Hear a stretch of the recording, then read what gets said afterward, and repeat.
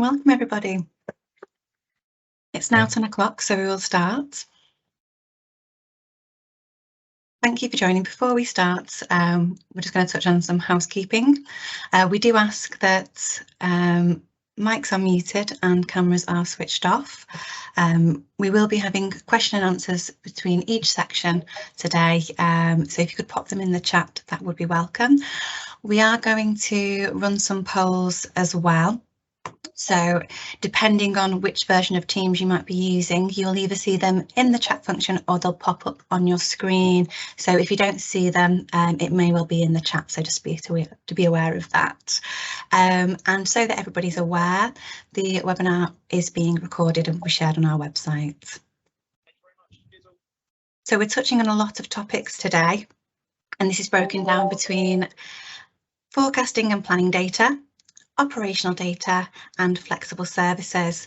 So just to start, we're going to launch our first poll to understand which topics you're most interested in today. Bear with me just one moment while I get that loaded. And we still have people coming in, and thank you for joining.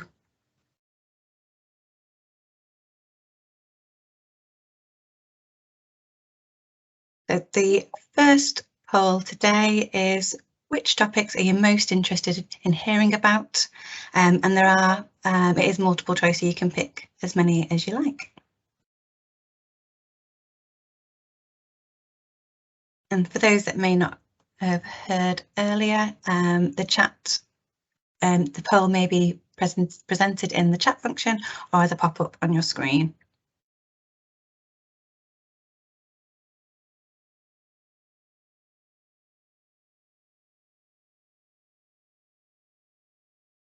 Looks like there's a good mix of topics people are interested in today, so that's great.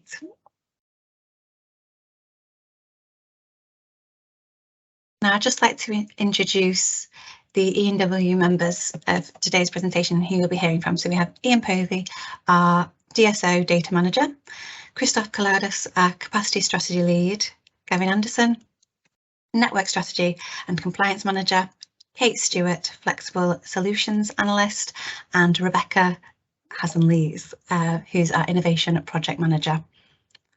I will now hand over to Ian.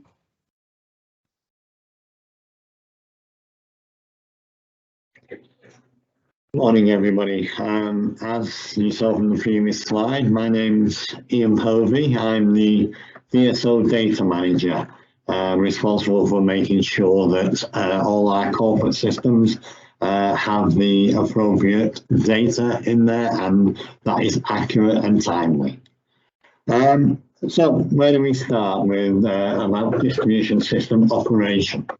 Like all good storybooks, I think I'll start with once upon a time.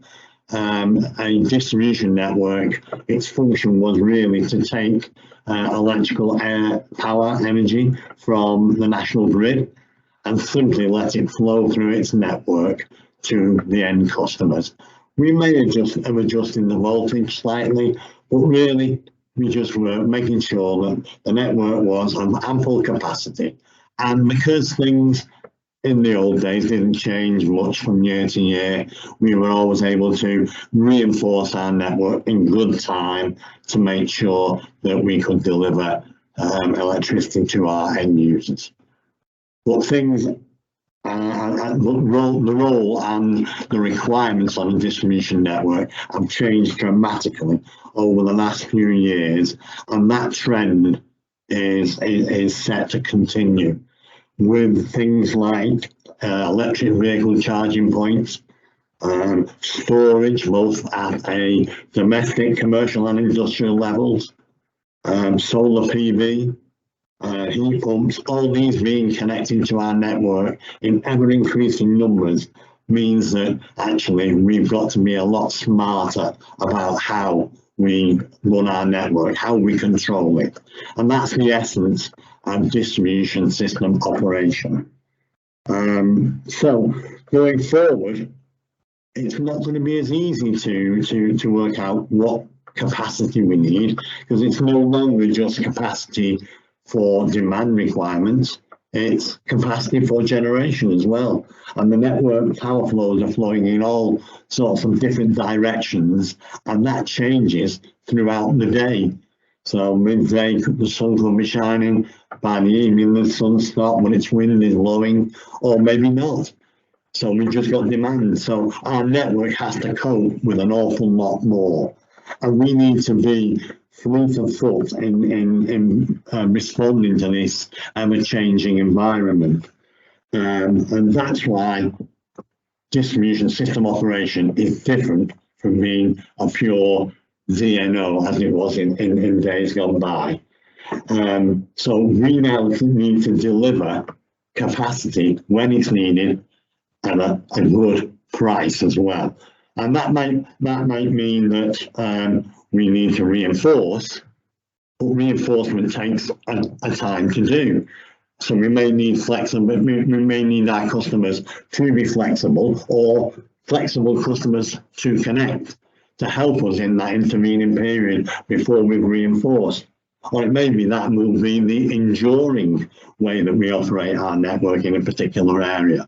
And it will vary across all our network. So the requirements on us is much different to what it was in days gone by. And how do we achieve this? Well, really, the key to the door is data.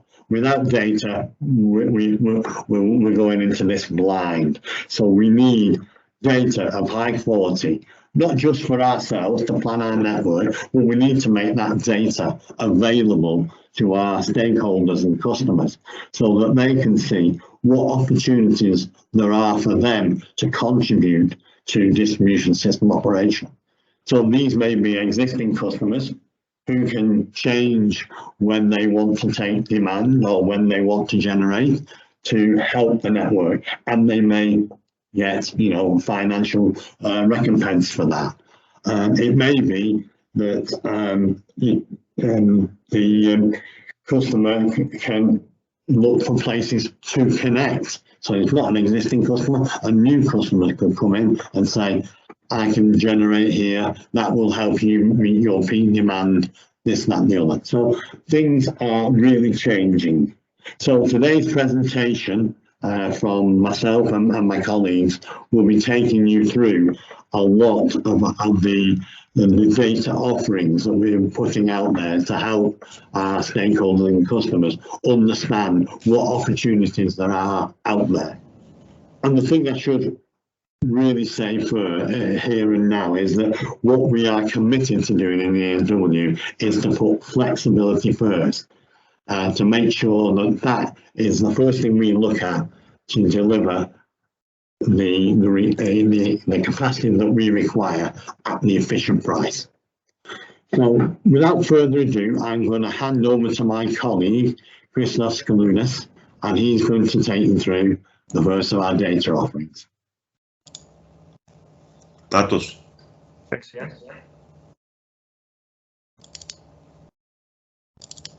So I'm going to talk to you. I'm Christos Kalounis, Capacity Strategy Lead with Electricity Northwest.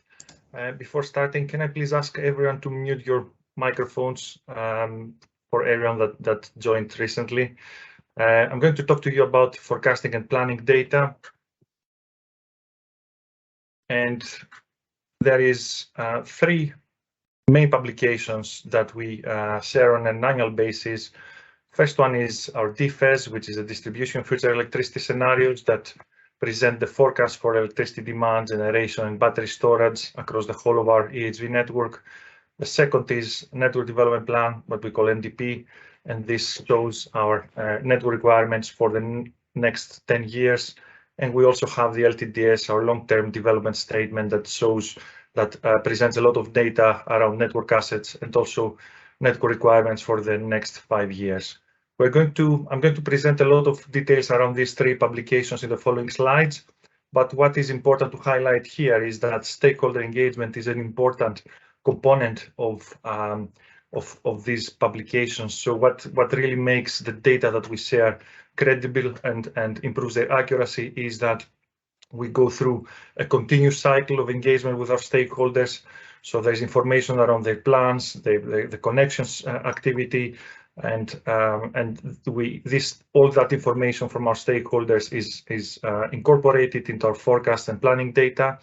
And at the same time, our stakeholders use our data from forecasts and planning data to inform their plans. So it's really like a cycle, and this is really important, and it helps both sides to for our stakeholders to improve their plans, and from our side to improve the quality of the data that we share with stakeholders. What is important to note is that the data we publish through DFES, LTDS, and NDP is data produced through our standardized process for load-related investment. And this process is shown at high level here. In first step, we start from understanding our network in a better way. The way we do it is through monitoring. So we use measurements across 132, 33 kV and our primary substations. And moving forward, now we have more access to measurements across our low voltage networks and smart meter data. So we use that information and we combine it with information around connections activity, plans of our stakeholders. We also work with external forecasting partners that have expertise on consumer choice models that give us information around longer term forecasts for low carbon technologies like EVs, heat pumps, and distributed generation. And we produce our forecasts. And outputs data from these forecasts are presented in our DFES workbook, and these account both for the last historical year and also for 30 years in the future. Then these forecasts are used in network impact assessments to understand where and when we might need in the future to intervene and release capacity for the network. So this is the second step of our process where we try to establish the network capacity needs. The next step is to follow a flexibility first approach to define what intervention we need to release capacity. So we go through an extensive optioneering process where we identify the optimal reinforcement solution, and then we compare that solution with flexibility services through the local energy market to find the optimal solution. And the output is what goes to our load-related investment plan. So information around the future network impacts and the options we consider for load-related investment are published in our LTDS and NDP. A couple of words around our forecast. In Electricity Northwest, we use our unique Atlas methodology, which is a true bottom-up methodology to forecast electricity demand, distributed generation, and battery storage. You can find more information online. DFES is a subset of the full range of forecasts we produce. And similarly to other DNOs, we need to highlight that it's important that we consider from local stakeholders not only data and inputs directly into the forecast, but also learnings that are generated from our continuous interaction with our local stakeholders.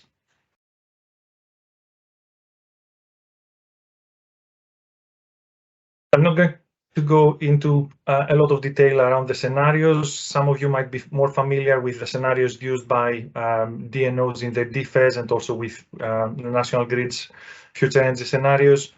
It's more of a high-level view of the scenarios so that you can understand that you can get data from our DFES and NDP across a range of scenarios. On the left-hand side on this slide, you can see the 4 scenarios that are part of the common scenario framework between all DNOs and the ESO. So you can find these scenarios with the same names and the same high-level assumptions across all DFES published by the 6 DNOs in Great Britain and also with National Grid's ESO. On the right-hand side, it's the definition of the best use scenario that we adopt. It's been agreed through ENA's open networks that all DNOs are using a 5th best use scenario that aims to capture the highest certainty trends in a 1 to 10 years horizon. And beyond that horizon, it just uses a central assumptions in the longer term forecasts. So you can see what this best use scenario looks for our region. So we've identified that we are observing an accelerated electrification of transport. It's not the same for electrification of heating. We see more heat pumps, but we need to understand that a large part of our network is supplied by the gas grid, and where we don't expect to see the first adopters of heat pumps. And at the same time, we have some, let's say, average penetration of renewables and battery storage. So coming to the data you can find around our forecasts, there is a lot of information and graphs that you can find in our DFES reports. Electricity Northwest was the first DNO to publish a DFES. We did it in 2018, and you can find there information around electricity demand, both peak demand and energy, also distributed generation, so installed capacities, energy, information per generation type, and together with explanations around what are the drivers, so how we, what are the stakeholder engagement inputs in the forecast, what are the policy assumptions, what are the assumptions around technologies and fuel costs and efficiency measures and all that.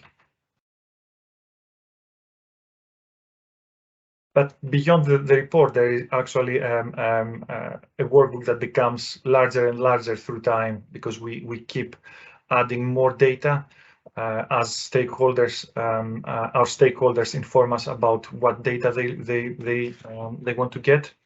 So you can see here at high level the different categories of data that we share.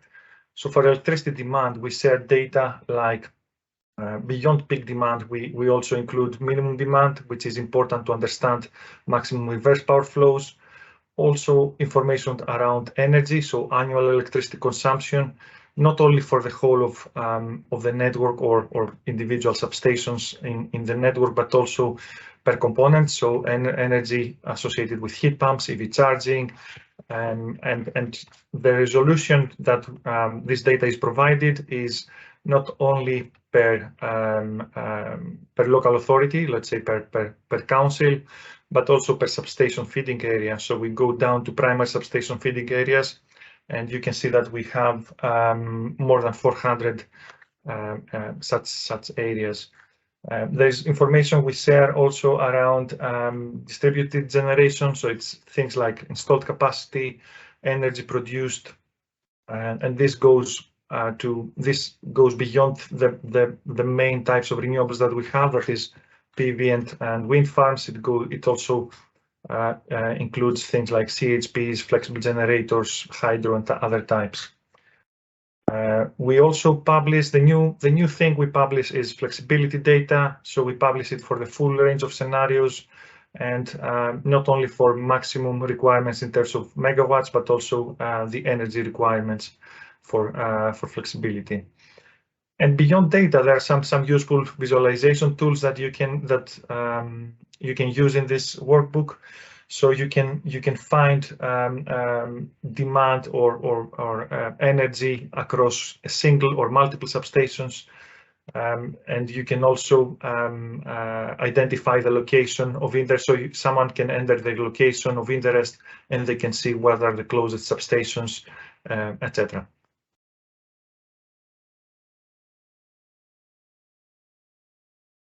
So we talk about a really large data workbook where we publish our forecasts. You can see the numbers here.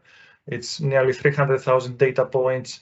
It's 34 different data sets that are presented into individual tabs on an MS Microsoft Excel spreadsheet. The resolution, as I said, goes to different levels, so you can find information per local authority, per council. You can also find information per bulk supply point, substation feeding area, by primary substation feeding area. And this data is both for the last historical year and for a 30 years horizon in the future. Data is for all our first 5 scenarios that I explained earlier.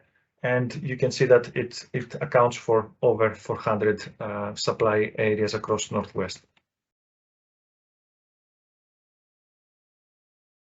So these forecasts are used in network impact assessments, and they are also used to inform our load-related investment plans.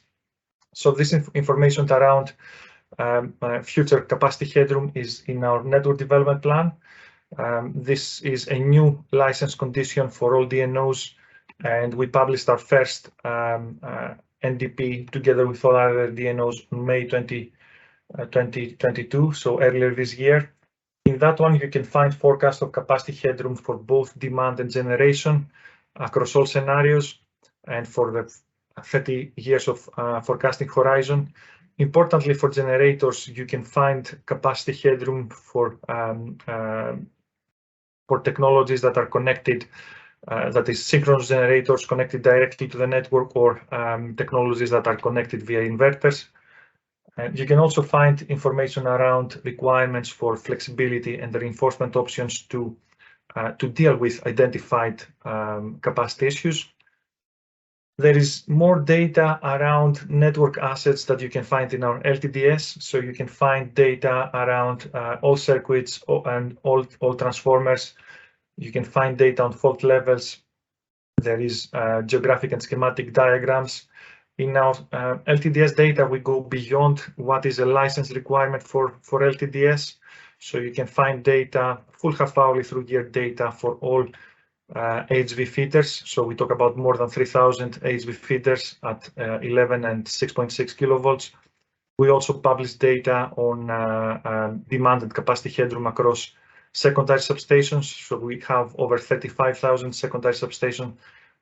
So it's really a lot of data around network assets that cover the whole of our EHV 12V network. And at this point, I'm going to hand over to my colleague, Gavin Anderston, who will do a deeper dive into the network development plan.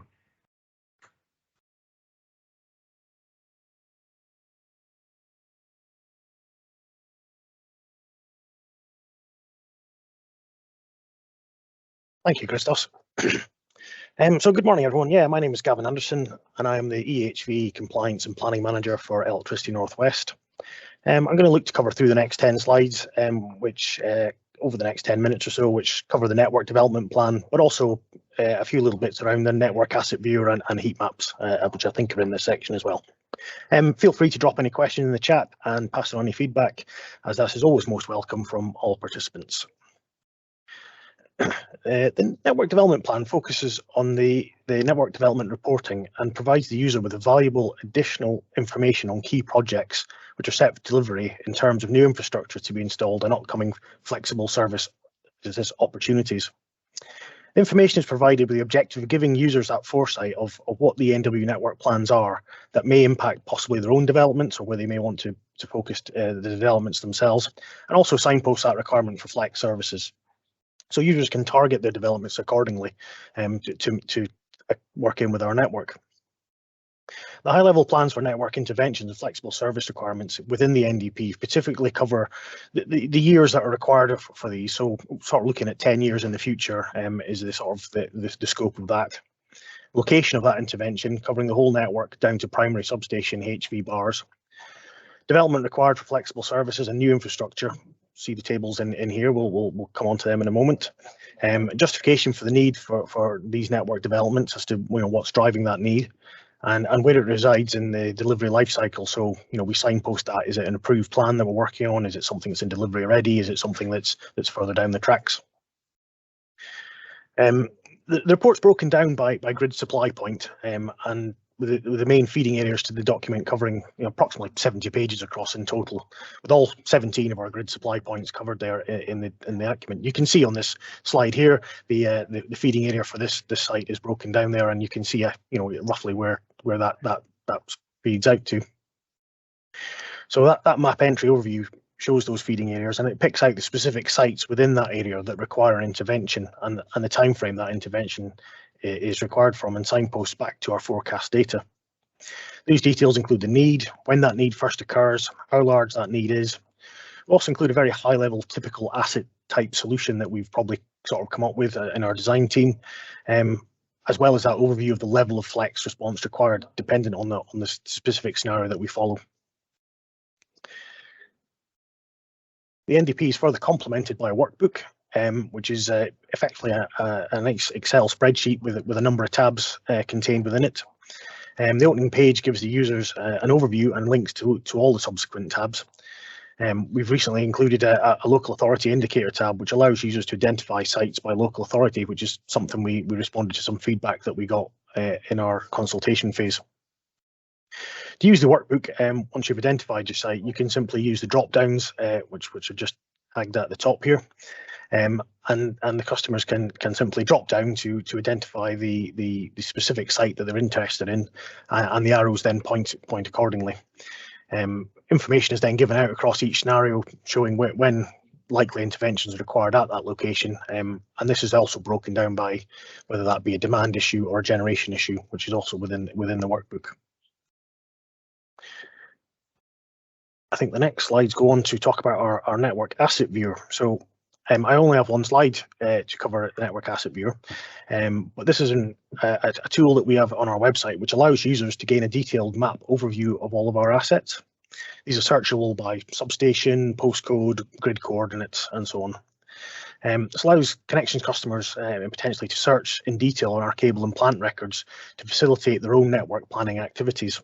This can be very useful for people looking to build out new developments, as to see what assets we have in the area and the likely capacities that may be within those, and allows prospective connections customers to maybe facilitate their own network planning activities at a high level stage before coming to us for an application, for example. The next set of slides covers our heat map tool.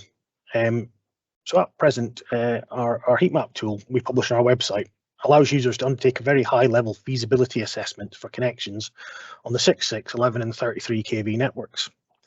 The data in the workbooks are also linked back to a web interface, which allows for a map and geographical overview of the data that's presented within the workbooks, and you can hopefully see that there on the right hand side. The data is based on an estimate of spare capacity at each of our bulk supply and primary substations. This capacity is estimated through a very high level assessment of typical network constraints, including thermal loading of circuits, plant and fault levels, voltage step conditions, and so on. Worth pointing out that the 132 kV network is not included in this assessment, and also the effect of mesh substations is not considered, and that's something that would be teased out when you come through into a detailed assessment that members of my team would likely carry out should you decide to go forward with the project. The capacity is available, of course, is dependent on the type of connection required, and again the tool covers a wide range of demand, generation and storage types, and some typical sizes of connections onto our network are there on the slide there. We cover some scenarios around generation as to whether it be synchronous types or asynchronous, battery storage and demand under N-1 or N-0, so firm or non-firm type connections. We also include a sheet within the worksheet which covers the heat map information for our Appendix G data, which is the status at each of our grid supply points. This is effectively the capacity for new generation connections that's available at each grid supply point in turn. We also include a short overview of the project progression status at each of these sites, which is when a GSP has effectively run out of headroom and NGSO must then carry out a detailed study to determine the next steps to permit a connection. With the current high volumes of DG applications we're experiencing on our network at the moment, the system, there's present a number of our sites are in those project progression statuses where we're either awaiting feedback from the SO or in turn waiting to put in a further submission to get some more DG connected onto our network. And that's a very quick overview there, and I shall, I think, hand back to Christos next, who's got the next section. Thanks, Gavin. And next section is around local area energy planning and our direction of travel around what data you should be expecting to get from our side in the future.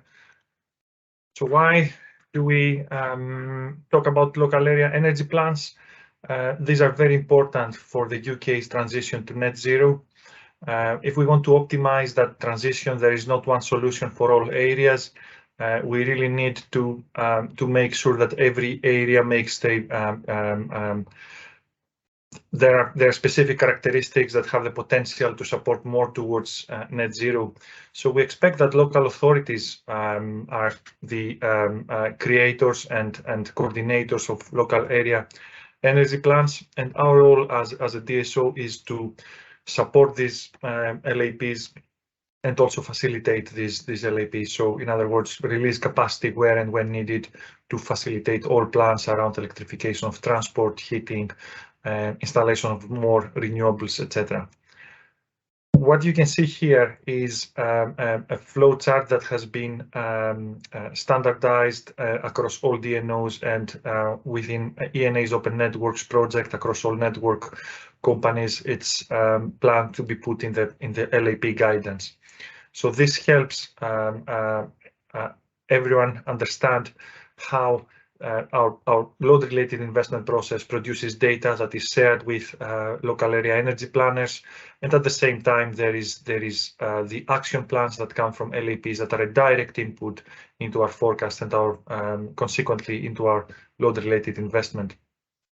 So you can see that DFES published following engagement with stakeholders is shared with LAPs, and they can be used as forecasting inputs to inform the LAP action plans. The same applies for capacity headrooms across all scenarios. This is published in our NDP, and this can be used as technical inputs to produce action plans. When we talk about action plans, it needs to be highlighted that we are not investing on our networks based on ambitious plans that we don't see enough evidence. So when we talk about action plans, we really talk about mature plan developments where we can assign a high certainty, and we for example, where we can see that there is secure funding for these projects, there is strong backing from central or local government, or there is also ongoing development. The other thing that is important around local area energy plans is that through the flexibility services that we publish, we help support and establish local energy markets. So we give the opportunity for local stakeholders to provide this flexibility and get revenues, and at the same time this helps us reduce the bills for our customers because we can release the required capacity at a reduced cost. So what's the direction of travel around forecasting and planning data? What is coming soon, plans to be published in March 2023, is our HV heat map. So this is going to be a heat map that shows all secondary substations on a map, at the same time all circuits at HV, and one can find the demand and capacity headroom across all HV feeder sections across all 11 kV and 6.6 kV circuits, and also the same for all secondary substations. At the moment, we don't have access to measurements across a large amount of our downstream primary substations in our HV and LV networks. So mostly this data will be around estimates. But moving forward, this data will be improved to consider measurements. It's useful to note that at the moment we are installing a large number of monitoring devices across secondary substations. We've installed it across 3,000 substations at the moment, and the plan is to install another over 8,000 within RIIO-ED2. Beyond March, there is the plan is to publish interactive heat maps that will allow stakeholders see information around forecasting and planning data across the whole of our network, so from EHV down to LV.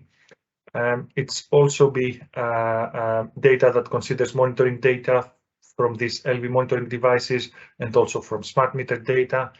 And we're also going to publish more forecasting data across lower voltages, so we'll go down to the LV networks.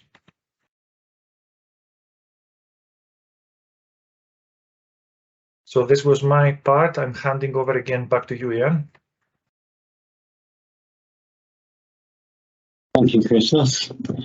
I'm now going to talk to you about the Embedded Capacity Register, which we've now been publishing for nearly 3 years in different guises. The Embedded Capacity Register started out as the system-wide resource register, and that was put together from work or initiated by work undertaken in the Open Networks project, which all distribution network operators contribute to. So we published a system-wide resource register for all generation above 1 megawatt from January 2020. At a similar time, the VAIS panel of technical experts wanted to know more about what generation was connected to our network. This was in relation to the capacity market, and to be able to accurately forecast what generation would need to be dispatched. You would need to also know what generation was happening on the distribution network operators' networks. So the DPC 350, which is a modification to the CUSA, which is the connection code for anybody wanting to connect to the distribution network. The change to the CUSA was brought about by this proposal, and what it did was built on the system-wide resource register, but added more data points in there to help with the analysis required for the capacity market. So that's where we are as of today. And as I say, that embedded capacity register only at the present applies to generation that is at 1 megawatt or above. There is another diffuser change proposal going through the books at the moment, which intends to extend the embedded capacity register down to anything that's 50 kilowatts or above. So we anticipate that diffuser change proposal will be approved in February next year. And then we'll look to publish that extending ECR in March of 2023. And also at the moment, the embedded capacity register is just access to an Excel spreadsheet on our website. And we've all agreed as DNOs that we will extend this, and we will actually make it available via an API. And we're hoping that the existing above 1 megawatt one will be available from January 2023 via an API. So that's the approximate history of the embedded capacity register. To work. And I just want to quickly take you through what is actually in that capacity register. As I said, it's a record of all generation and flexibility providers. So it could be a record of a demand customer offering flexibility. At the moment, those customers are above megawatt, but we're going down to 50 kilowatts. And one thing to say, we'll produce a lot of data. We'll tell you the name of the generation, where it is, coordinates of it, what size of generation or flexibility is on offer, and where it is on the network, as well as where it is geographically. The name of the generator or flexibility provider is obviously subject to the general data protection regulations. So if it's an individual, that name will be redacted. But otherwise, if it's a company, that name will be there. Not only do we tell you what is connected, we also tell you what is accepted to connect. So where somebody made an application to connect, or an application to provide us with flexibility services, we will tell you that we've accepted that. So it may not be on the system just yet, but it will be in the near future. And Electricity Northwest, and when the system-wide resource register started, there was always an area of planned reinforcement. Electricity Northwest are the only DNO that not only tell you reinforcement associated with a new connection, they tell you all our plans for reinforcement on the HV and EHV networks and above. So you can see that on our website right here and now. So that is really a quick potted history of the embedded capacity register and what it contains. So I think now I'm handing over back to Lottie to take us through some questions and answers. Thank you, Ian, and thank you, Gavin and Christos. So yes, we'd like to open up for some questions now. If anybody has any, please either pop them in the chat or raise your hand, and feel free to take your mic off and ask the question. I'm also going to launch some polls now to understand if there's any other forecasting and planning data you would find useful. If your answer is yes, can you please add in a comment in the chat to give us that guidance, as it's really our stakeholder feedback that helps kind of drive the direction that we move in. And we would also like to know if there's anything else you'd like to see on our heat maps.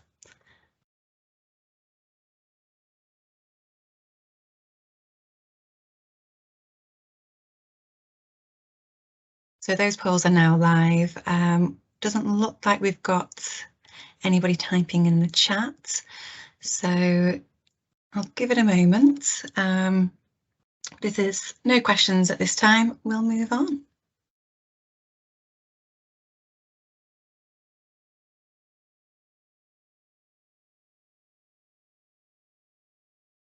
Okay, I'll pass back to Ian now.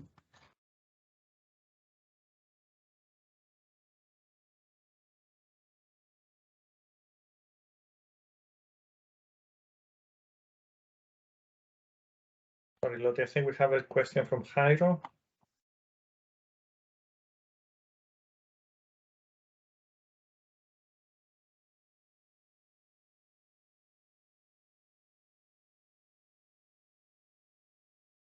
Sorry, I can't see that question. He raised his hand, I meant. Oh.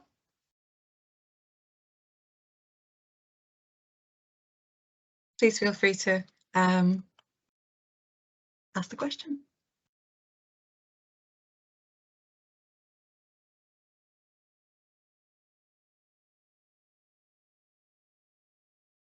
I think he must have changed his mind, Lottie, on that question, or maybe realised he knew the answer. But whoever it was, if you want to ask the question at any point, please do so. Okay, I will move us forward to talk about the GSP and BSP boundary flows. This is a relatively new area that we are publishing data on, and it's a changing area. So what you see today, we will be looking to be improving on as we go forward in time. So there are four basic areas that we are either publishing data or about to publish data on. So we're looking at the GSP boundary flow data, BSP boundary flow data, historical outages, and generation flow data. So I'll take you through each of these in turn. So the GSP boundary flow data is something that we are publishing now. It's there for anybody who wants to go and access it via our data portal. There is also an accompanying document which you can see a picture of on the right hand side, which gives you some of the assumptions and some of the background detail on the numbers that you are being presented with. Basically, the GSP boundary flow data is the half-hourly metering data from what we call the high accuracy metering at the boundary point between National Grid and ourselves. It's operational metering, not fiscal metering. In other words, we wouldn't be basing any bills or no money changing hands based on this metering. It's used by ourselves to control the network, but we are publishing that to give people an insight as to what is happening at that boundary. At the moment, in the majority of areas, it's bi-directional, so you can see if there is reverse power flow from the distribution network back onto the transmission system. The data is provided as we see it. It's real-time data, which is not subject to any quality checks or data cleanse. It's raw data, exactly what we see, you can see. We also are currently presenting all our historical outage data. This is based on the National Fault and Interruption Reporting System, or NAFAS, as we call it. We've been operating that for many, many years, and we've got records dating back as far as 1984. A rather unusual date, I guess. Well, what happens in this data is that you are provided with the time, network location and duration of a number of customers affected of each outage. And it's important to stress at the moment that this is just outages due to faults. At the moment, we've not included outages due to planned outages. This is something that we're looking at, and maybe we will include in future versions. But at the moment, it is just those outages due to faults. And when it's available, we will be telling you what the cause of those outages are. So those two data offerings are at the moment on our website. What's coming in down the track? Similar to GSP boundary flows, we have metering at our BSP, our bulk supply point, and exactly the same as the GSP, but at a voltage level down. And we will be providing that data on our website in exactly the same way. It's not quality checked or data cleansed, it's the raw data that we have, and then you'll be able to see that as well as ourselves. Finally, the generation flow data. This is the half-hourly data showing the power flow of embedded generation split by GSP and aggregated by fuel type. When we say fuel type, that is defined in the distribution code and the grid code. So fuel type could be solar PV, it could be wind, there is even a nuclear, although I dare say there is not much nuclear connected to the distribution network nowadays. But this data is not metered data. The data is generated from state estimation from the information that we have on network topology and measured power flows on the network.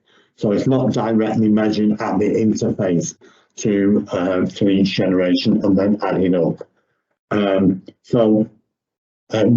There are limitations to what state estimation can do, and there could be large errors in that. But again, this is the data that we're working with. And as I say, again, it's as is, it's the data we've got, not quality check or data plans.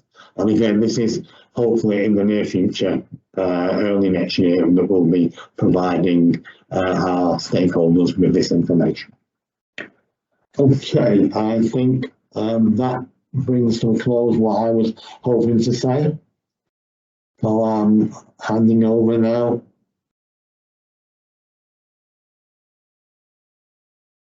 to Gavin.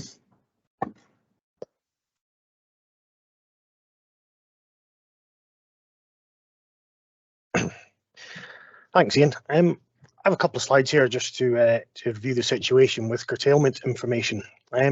Currently, curtailment index figures provided in connection offers relate to the historic circuit fault rates, which are measured over the previous 5 years. These are then used to provide an indication of possible curtailment days that new connection customers may experience. These are stated at voltage level of connection, so whether that be at HV, EHV, which we class as 33 kV here, or 132 kV, which is our sort of extra high voltage. Where this is becoming important is that, you know, we've got increased generation demand onto our network, and it's going to be very important to understand going forward how we will manage connection offers in the future as we move into a new world in the ED2 period with changes in codes and so on. So the future is under the world of access SCR, where we're going to be looking effectively at removing some of the boundaries around reinforcement. So we will also be bringing in our flexibility first approach to get connection offers away, but we'll need to provide more detailed information around curtailment to go with those flexibility offers. And this will allow us to manage the assets and ensure that we don't exceed any ratings under certain scenarios while reinforcement works are carried out. So curtailment reports will need to increase in the level of detail that they include, and will need to be created referencing not just sort of the historical fault rates, but also include existing demand and generation profiles, asset ratings, and likely scenarios for system operation will need to be factored into this as well. So in turn, a lot more detailed information will have to be put into these. And apologies, the slides are a little bit difficult to see. We've squeezed this one in again, but effectively we've got a new tool which has been developed under E&A Open Networks project to help DSOs and DNOs develop this approach and aim to give applicants an indication of curtailment in a percentage format effectively. So for example, you can see the first entry there is you know, we could anticipate this site has less than 438 hours curtailment per year, and therefore that would be less than 5% curtailment figure would be provided.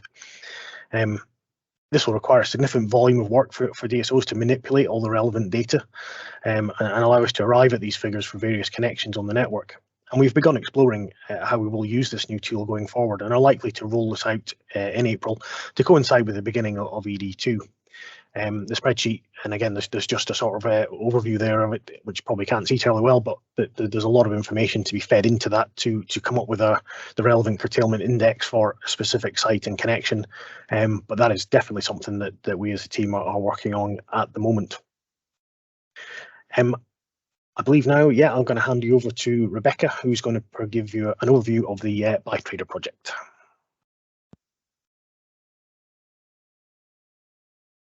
Hi everybody, hopefully you can see the slides. So BuyTrader, this is a network innovation competition which we launched last December, and effectively what we're trying to do with this project is create a whole new trading market for connected, flexible customers, which will allow them to trade away their curtailment obligation, which is associated with a flexible connection. And some of the key aims that we're looking to achieve with this project, we're noticing at the moment that there's a reluctance to accept flexible connections. I spotted a couple of people on the initial invite list or sign up list that were developers, and it's probably nothing new to you guys, but obviously with a flexible connection there are business risks associated with that, because you are getting a faster connection, a cheaper connection, but you're getting it at a risk of being curtailed, which can have an impact on expected revenue returns. We've also noticed a reluctance to offer flexibility services. For some, this is really quite a new idea. For some of you, you'll be kind of practice at this, but for others, they're less familiar. We've also seen a lack of competition and flexibility in general in terms of liquidity in the market, and some ESO and DSO conflicts with regards to actioning of services.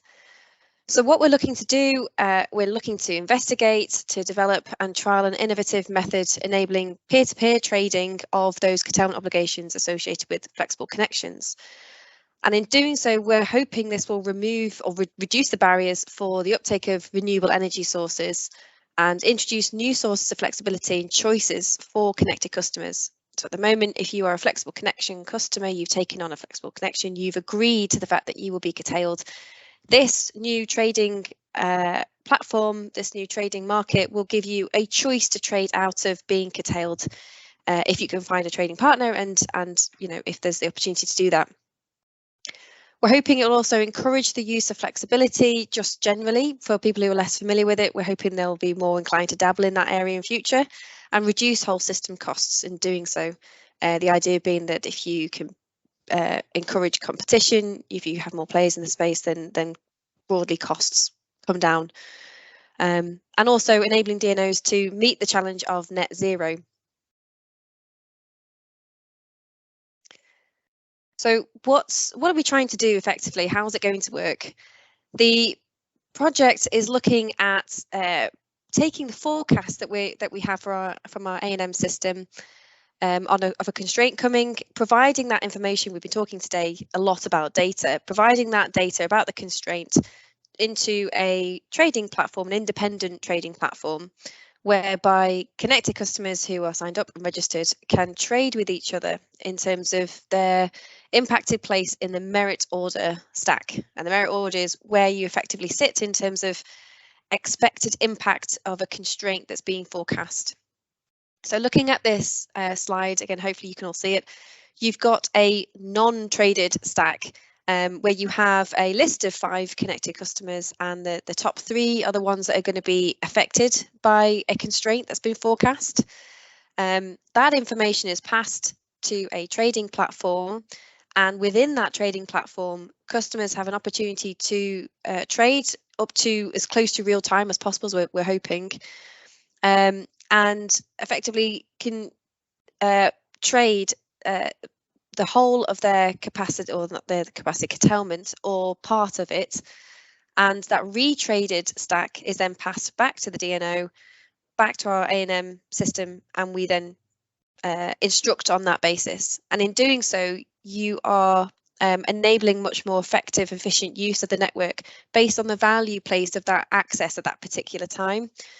It means that for customers who are connected, if they have a flexible connection and their forecasters are generated to be able to, to have an opportunity to export X amount over the next couple of days, and there's a constraint forecast, it means that they have an opportunity to trade out of the way of that curtailment to allow them to continue exporting if they can make additional revenue from a wholesale market perspective over those next couple of days.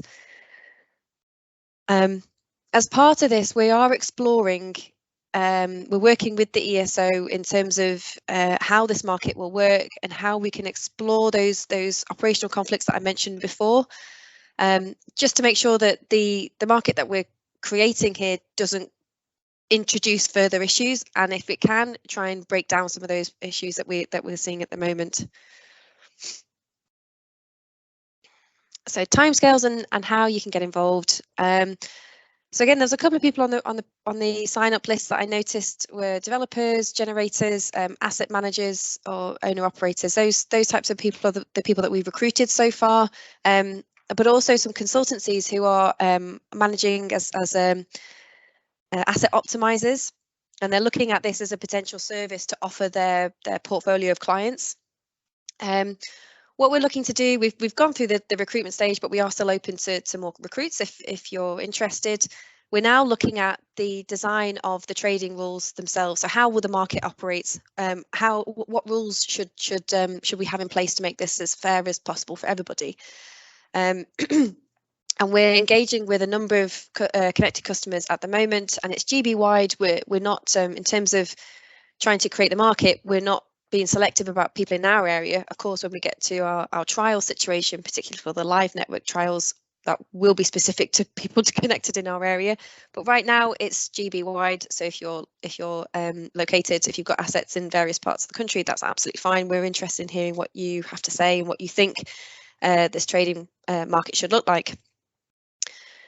We'll be completing the design phase in the middle of next year, and then moving into build. So we'll be building the platform. This is the trading platform which you as customers would have an interface into, and would interface into our A&M system.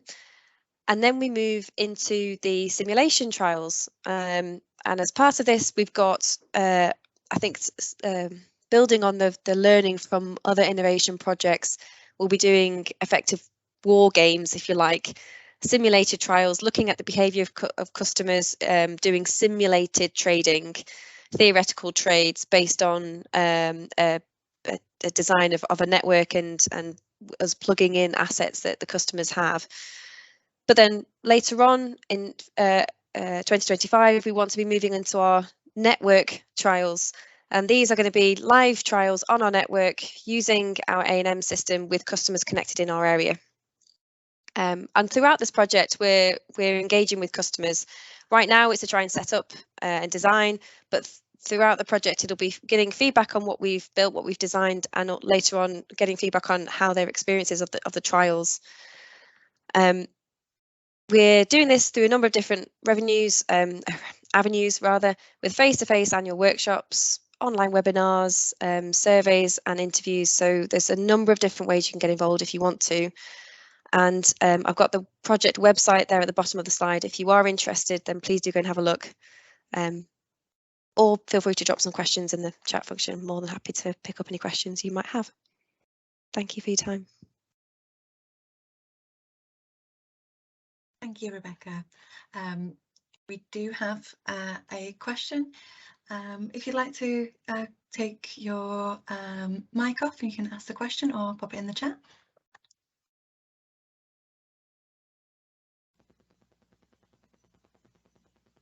And while we're waiting there, we'll pop another poll to understand if there's any operational data you might find useful.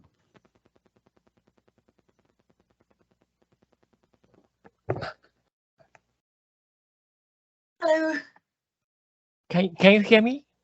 I can now, yes, thank you. Okay. I am Hiro Yoshimura, and I am the advisor to one of Asian utilities, your shareholders. So I'm just curious. Rebecca, you say you may use the common trading platform to capitalize a cartel obligation. And you probably know UK Network has been doing that for a few years. They are using the SGS and GreenSync and the Nextron softwares. So are you thinking of that type of one, or just waiting for the GB common platform is coming up? This is my question number one. Can I address your question number one, if that's okay? Yes, please. So I'm not sure about the common platform that you referred to. It sounds vaguely familiar, but we're producing a new platform which is going to be linked more directly to our A&M system. It will be independent, but I have a feeling perhaps you're referring to something different. And this is going to be trading on curtailment obligations. I'm not sure if that's slightly different to the common platform that you're referring to. Okay. Probably I think there are two methods. The one is the making the good contract form, which renewal developer can participate. And the second one is doing the auction, hourly or daily or for every 4 hours, whatever. And okay, if you pay £10, I am ready to curtail tonight, or someone else say £9 or £8. That's the way UK Power Network is doing now. Yeah, I think that's peer-to-peer capacity trading, which is probably more it's direct capacity trading. I don't believe there's any other instances of curtailment obligations being traded. So we're trading access, just slightly different. Okay. So so if you have spare capacity that you're not utilizing, I believe there are other projects looking at direct peer-to-peer trading of that spare capacity. But what we're looking at is trading the liability that you take on with a flexible connection. I see. So in order to make it possible and make it more effectively, probably you may need smart meters and also a good weather forecasting providers such as Energy and Meteo or Nextcraft. Are you thinking of that, or you don't think of doing that as a DSO? So we're definitely looking at requirements for customers to participate in this, and metering is one of those. Yes, we haven't, like I said, we're just designing the requirements as we speak, completing those middle of next year. So I'm not really in a position yet to confirm what we definitely need. make this work. Okay, the last question. Do you think how many megawatts of the PV or community solar will be up by 2030? I probably passed that question to one of my colleagues. Okay, in case of the UK power network, it's already over 500 megawatt, as you may know. Okay. So that's it. Thank you very much, Rebecca. That's great. If you have any other questions, feel free. I can make sure that my details are shared if you want to speak to me directly about the project. Okay. Then in that case, I will email you or call you. Okay. Thank you. Perfect. Are there any other questions? In that case, we'll move on to flexible services. Yes, a copy of the presentation will be shared, so that's no problem at all. Before we pass to Kate, we're interested to know if anybody on the call has participated in a flexible tender before. So I'll just launch that poll and hand to Kate.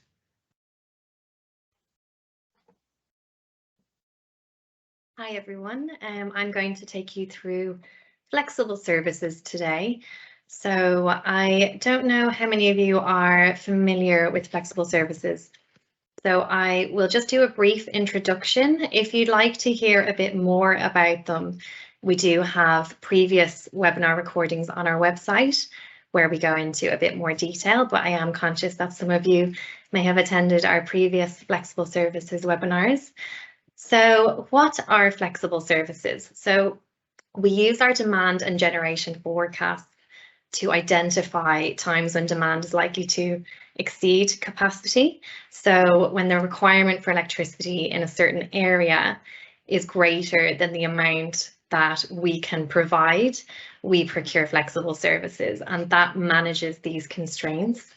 So there are a lot of things that can cause constraints. So obviously in winter when it's freezing cold, at the moment we've all got our heating on, big televised events. So the Queen's funeral this year would be a very good example of that, when we all had our TVs on watching that. So flexible services are a really good way to balance supply and demand and reduce the chance of constraints. So companies and individual customers who own assets in our region can provide flexible services such as generators, EV charge points, battery storage, and yeah, so that all of those providers will help the network to balance the supply and demand and ensure a safe and reliable supply of energy. And it's also a very good extra revenue stream for anyone who would like to earn some money, because we do pay for the flexible services. So what are the benefits? Well, there are a lot of benefits because it allows us to use the assets that we already have on the network rather than installing new ones, which will reduce our carbon impact. And by managing supply and demand on the network, we will also see a reduction in supply interruptions. It's less disruptive, so we won't have as many roadworks and digging up on the streets. Flexible services take a lot less time as well, so obviously reinforcing the network takes a lot longer and it costs a lot more money. So yeah, it's a lot less disruptive. It supports community energy groups and local businesses. And it also encourages the adoption of low carbon technologies such as wind and solar. And in turn, all of these benefits mean a reduction in bills for our customers because we are avoiding reinforcing the network. So who can provide flexible services? So flexible services are very location specific. So we procure flexible services in very specific areas in our region where we have identified that there could be constraints in the future. So any existing metered customers or anyone interested in building a new asset in those requirement zones can take part. And we do accept planned assets. So even if it hasn't been energized yet, you can still take part. Any customers that are able to flex or adjust how much electricity they consume or generate can take part. And our minimum requirement is 50 kilowatt of flexible capacity. So as long as you can provide that minimum, you can also take part. Also industrial and commercial assets and aggregated domestic and non-domestic can participate. So aggregators combine load from multiple customers to provide the flexible services. So yeah, even if you can't provide the minimum 50 kilowatt, you can still participate as part of an aggregated portfolio. So here are some examples of flexible services. There's demand generation and energy efficiency. So demand, we would ask that you reduce your demand by turning off or shifting intensive processes such as fridges, ovens, things like that, controlling heating systems like heat pumps and EV chargers. So generation, so we would ask you to turn your generation up at peak times. So renewable generators, batteries, standby generation, and yeah, renewable such as wind, solar, if you have battery storage as well, and the backup generation.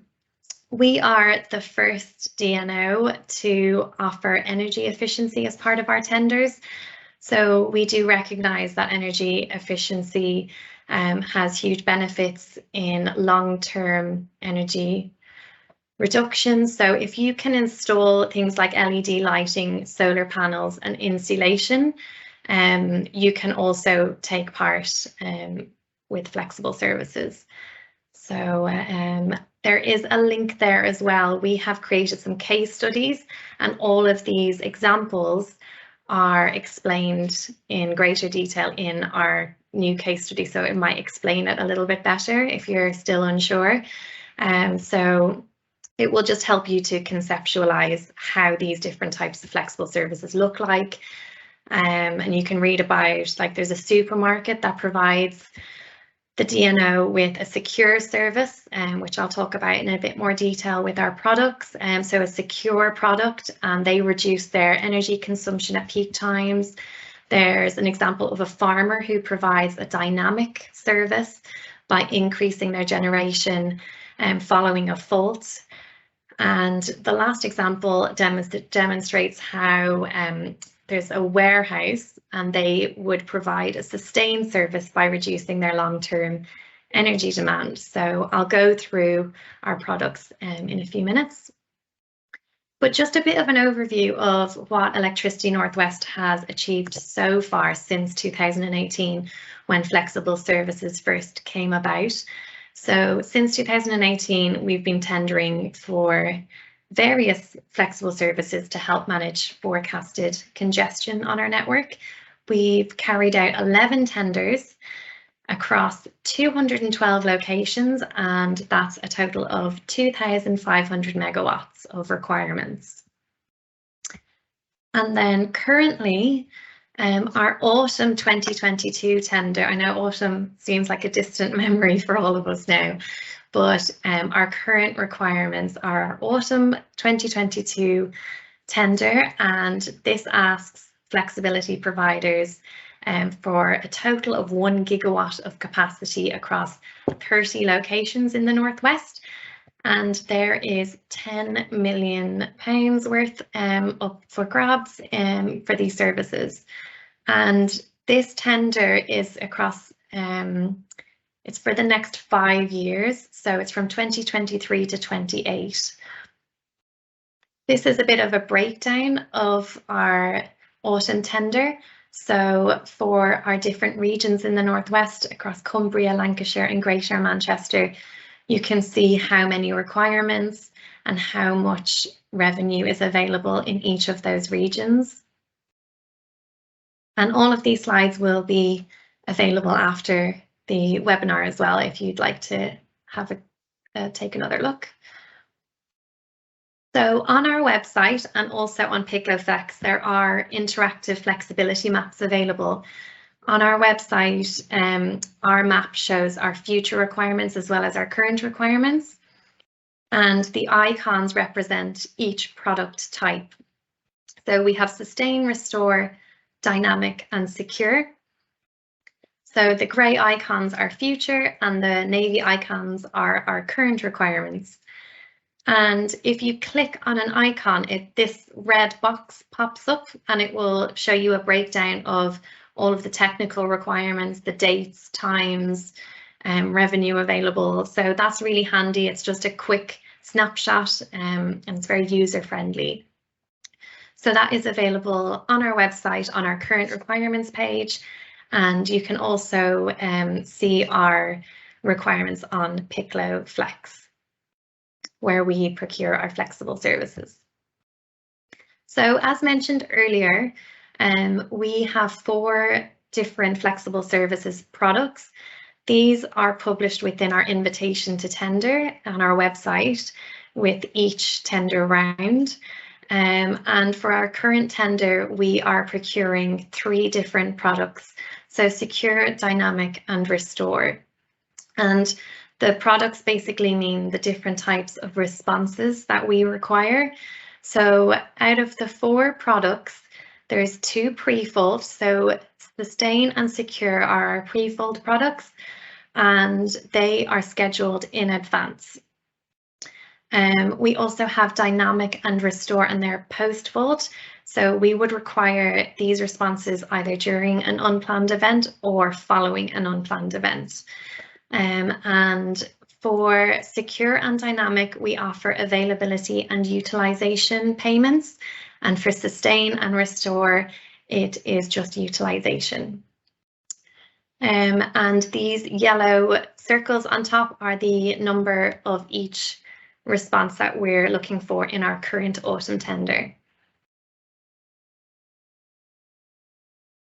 So just to show you quickly our invitation to tender appendices and what you can find on our current requirements page on our website, because there is quite a lot of information and it can probably get a bit daunting when you first have a look, but there's a lot of really useful tools available. So it starts off with our invitation to tender terms and conditions. We have our standard flexibility agreement, which has been standardized across the industry and is used by all DNOs, and that is our latest version. We have our technical specification, which outlines the technical requirements that your asset will need in order to provide flexible services. And the site requirements is basically a table format of the maps that are available on our website. So it's a breakdown of each site requirement. So it will tell you like the times and days, what product and response is required and how much revenue is available. So that's a really easy way to kind of see all of our requirements. We also have our half-hourly requirements, and we have actually published this time for 5 years. So that will enable longer term contracts for flex providers. So we hope that helps. We have our postcode checker, which is a really quick and easy way for you to just pop your postcode in, and it will quickly tell you whether we're actually asking for flexible services in your area or not. And it will probably save you a lot of time in case you're wondering whether you can actually participate in the current tender round. And finally, we have our cost calculator, which is a new tool we developed this year, and that will help you in determining your bid price that you might offer in the bid round, so that you're not bidding too high and then it gets rejected. So you're able to see like whether it falls within our budget for that zone in our current tender. And there's just a link there as well to our current requirements page that has all of this information. So some timelines for you and just quick and easy steps to follow to take part in our tenders. So we're currently in our invitation to tender and pre-qualification window. So that opened on 31st of October this year, and it will remain open until the 27th of January. If you haven't completed your DPS registration, so dynamic purchasing system on Piclo, I would advise that you do that sooner rather than later, because that needs to be completed by the 20th of January. You can also sign up to the DPS up to 12 months before any of our tenders, and then it stays valid for 12 months. So you can definitely get started on that. And then the deadline for pre-qualifying is the end of January, and before bidding then opens. So there's just a couple of quick and easy steps there, like just a snapshot of our procurement process. So first off, you sign up to the DPS on Piclo, you upload your assets onto Piclo, and then you complete the pre-qualification questionnaire, which is a step that just requires the more technical information about your asset, just to make sure you can take part in the flexible services. And then you need to confirm your participation. So you can either confirm or withdraw from the competition, again on Piclo. And then the final step is to submit a bid. So we'll just keep going. So I don't know how many of you are aware that a couple of months ago we did a consultation. We are always looking for ways to engage with our stakeholders and look for feedback. If there's, we're always interested to know whether there's ways we can improve our processes. This was part of our distribution flexibility procurement statement, which we published earlier this year. We committed to undertaking a consultation. So we are looking to remove barriers to participation and encourage growth in the UK flexibility market. And we're always just trying to make our processes as simple as possible, just to make it easier for flex providers to participate. And there is a link on that slide as well to our consultation if you're interested in reading the full document. So this is the feedback we received and a little bit of how we are going to take it forward. So the responses we received said that a combination of webinars and in-person events was preferred. So taking this on board, we have recently hosted 2 regional events for the first time across the Northwest in November in flexible service requirement zones. We really wanted to engage more on a local level with our stakeholders. And it was in a nice casual atmosphere. Stakeholders could just pop in whenever it suited them, or they could register to attend at a specific time. So we are looking to do more of those in the future, and it's just a great way to meet more stakeholders from across the Northwest. And following the success of our cross-industry event that we hosted with Piclo, UKPN and SPEN, that was in Manchester in June, we're going to look at possibly hosting more of these types of events, maybe somewhere in London, to engage with our stakeholders in the south.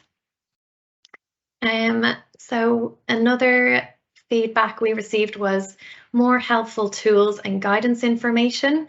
So we're always looking for ways to provide more helpful information on our website and to our stakeholders, especially for anyone new to the market. You might notice that we're providing more like demo videos that actually demo how to use the different documents and tools that are featured on our website. We also have developed the case studies that I previously mentioned earlier, which are a really useful way to visualize how the process, how to actually provide flexible services to the network from start to finish. More feedback was streamlined procurement process. So most recently, we have been working with Piclo to integrate the pre-qualification questionnaire onto Piclo. Previously, it was on our website, so flex providers had to go a bit back and forth between Piclo and Electricity Northwest website. Now the whole procurement process is on Piclo, so it's a lot more straightforward, more streamlined, and we're hoping that it will really help flex providers and probably save a lot of time and effort as well. And Piclo are also available and on hand to assist with completing that questionnaire if you have any issues. And of course, you can always contact our team as well with any questions. So the last feedback we received was longer term flexibility contracts.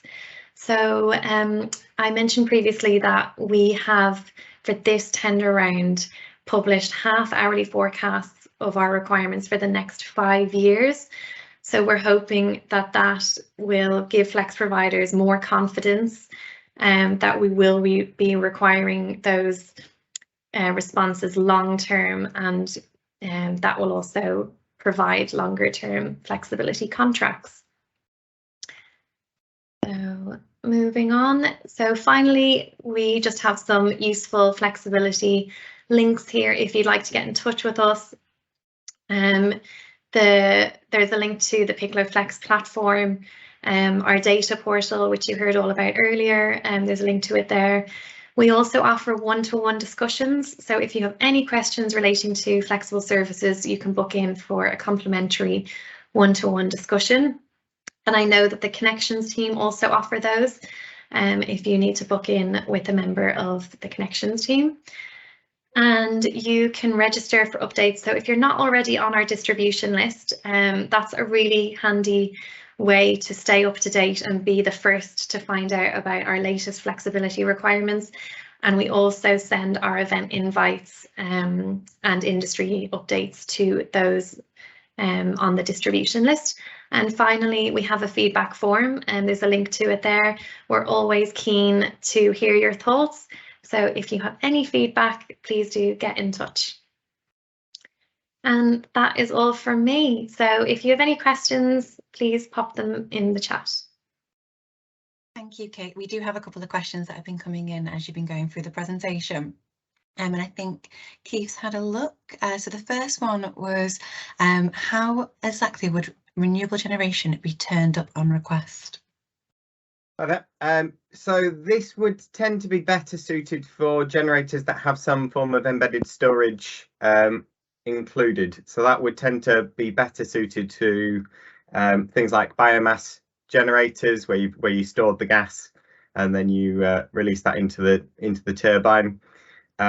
Anything with a battery could release the energy that's been stored up from a renewable energy source, or some form of hydro system which has got stored energy because you dammed the water. So they tend to be the better solutions for turning up renewable generation, because I can see where your question is coming from, is that you can't exactly predict the wind or the sun, and you would tend not to kind of leave them turned down. But yeah, as I say, stored energy type devices. Thank you. And then we have, as the flex requirements are highly localised, e.g. per substation, is this requirement of 50 kilowatts to participants per location or across the whole portfolio of assets across the Northwest? That is per location, so that's per substation that we've put out on the request, that it's a minimum of 50 kilowatts per location. Thank you.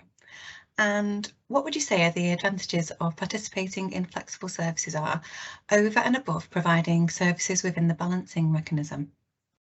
So one of the advantages is that we do take a much lower level of portfolio.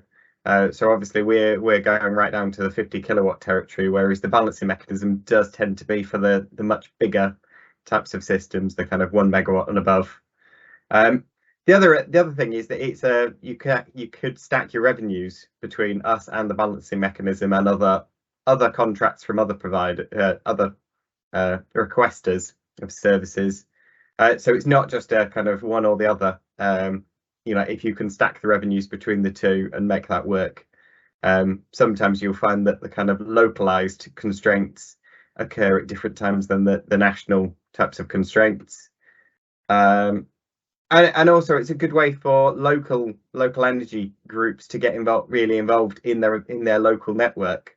You know, it's a really nice one for a community energy group to actually be able to fix a problem with their local network, not necessarily just the national market. Thank you. Now, I think you may have picked up Claire's question on the cost calculator. Did that answer your question, Claire, or is there anything more you'd like to know? I will jump on to the next question, but pop in the chat if there's anything more you'd like to ask. The next question is regarding energy efficiency solutions. Are they reimbursed differently than demand turned down, or are they simply an alternative route to providing the service? They're an alternative route to providing the service, but you would imagine that they would be paid differently, because there is no real utilization factor on an energy efficiency scheme. So what we would expect from that is that your bid would be representative of that, and probably be predominantly availability only, but effectively all the funding would then be available to that, but assuming that you can prove that you did reduce the demand over the sustained period that the contract was in place for, but realistically for a kind of the enduring solution with energy efficiency. Thank you.